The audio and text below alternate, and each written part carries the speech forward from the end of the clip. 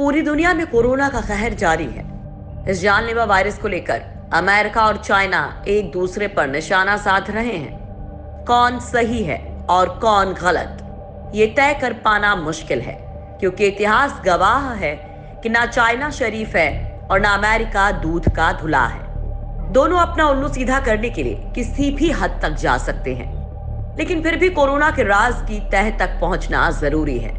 सवाल लाजमी है कि यह वायरस इंसानों में कैसे पहुंचा, चमगादड़ से या चाइना के वुहान लैब में काम करने वाली एक इंटर्न की गलती से। क्या है नोबेल विजेता वैज्ञानिक का दावा? फ्रांस के नोबेल पुरस्कार विजेता ल्यूक मॉन्टेग्नियर का दावा यकीनन हैरान करने वाला है। अगर उनकी दलीलें सुनेंगे तो आपको इस दावे का लॉजिक भी समझ में आने लगेगा।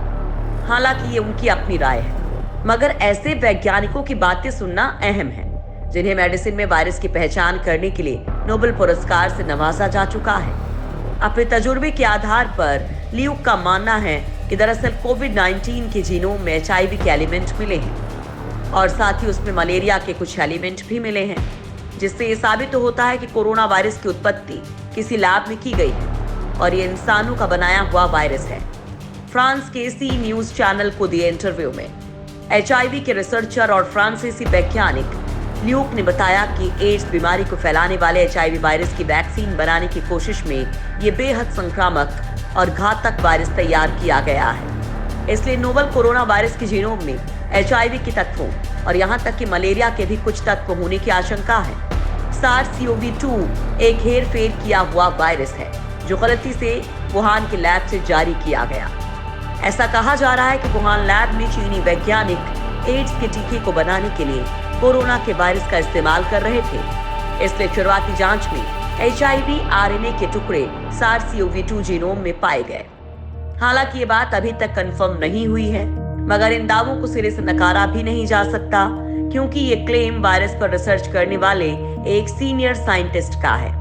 डॉक्टर ल्यूक का तो मानना है कि वुहान इंस्टीट्यूट ऑफ वायरोलॉजी ऐसे वायरस बनाने में एक्सपर्ट है और साल 2000 से ही वहां इस तरह के वायरस पर रिसर्च चल रही है। लैब में स्टोर थे 1500 से ज्यादा वायरस। बताया जाता है कि सेंट्रल चाइना के हुबेई में वुहान इंस्टीट्यूट ऑफ वायरोलॉजी ने 1500 से ज्यादा वायरस स्ट्रेन को जमा कर रखा है। साल 2018 में अमेरिकी राजनयिकों ने भी यह अंदेशा जताया था कि वुहान लैब में चमगादड़ में मिलने वाले वायरस पर काम चल रहा है। इससे नई तरह की सार्स जैसी महामारी फैलने का खतरा है। हालांकि तब चाइना सरकार और वुहान लैब ने अपने ऊपर लगाए गए तमाम आरोपों को बेबुनियाद बताया था, लेकिन अब उसे ही बुनियाद मानकर अमेरिका सच खंगालने की कोशिश कर रहा है।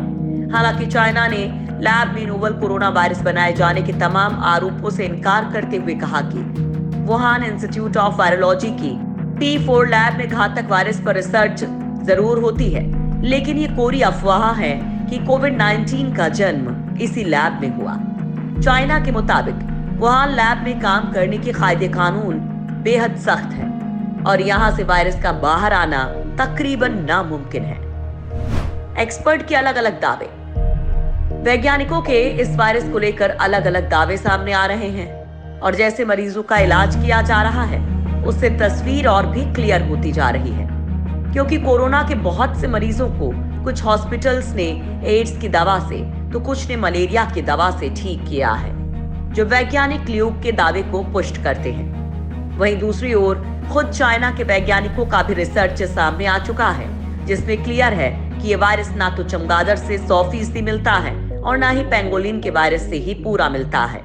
रिसर्च में वैज्ञानिक ये भी दावा कर चुके हैं कि ये वायरस इन दो जीवों से निकलकर किसी तीसरे जीव में म्यूटेट हुआ, यानी उसने तीसरे जीव में अपना स्वरूप बदला। वहीं कुछ एक्सपर्ट्स इस संभावना से भी इनकार नहीं कर रहे हैं कि कोरोना वायरस में एड्स और मलेरिया एलिमेंट्स को किसी लैब में क्रॉस करवाकर एक नया वायरस पैदा कर दिया गया। और बड़ी बात तो यह है कि कुछ वैज्ञानिक अभी से ये बताने लगे हैं कि इबोला की तरह इसकी वैक्सीन भी शायद नहीं बन पाए।